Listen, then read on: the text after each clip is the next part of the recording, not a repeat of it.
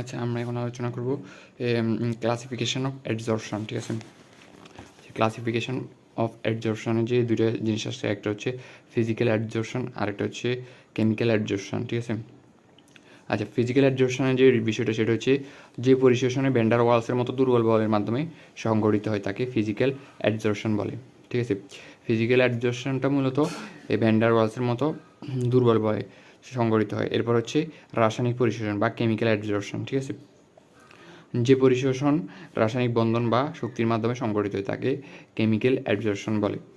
তাহলে আমরা এখানে ক্লাসিফিকেশন অফ অ্যাডজর্পশনের দুইটা প্রক্রিয়া পেলাম, একটা হচ্ছে ফিজিক্যাল অ্যাডজর্পশন আর একটা হচ্ছে রাসায়নিক অ্যাডজর্পশন। ঠিক আছে, আর এগুলোর সংখ্যাটা হচ্ছে ভ্যান্ডার ওয়ালস। প্রথম ফিজিক্যাল অ্যাডজর্পশনে সেটা হচ্ছে ভ্যান্ডার ওয়ালসের মতো দুর্বল বলের মাধ্যমে সংঘটিত হয়, আর যেটা রাসায়নিক পরিশোষণ সেটা সংঘটিত হয় রাসায়নিক বন্ধন সংগঠনের মাধ্যমে।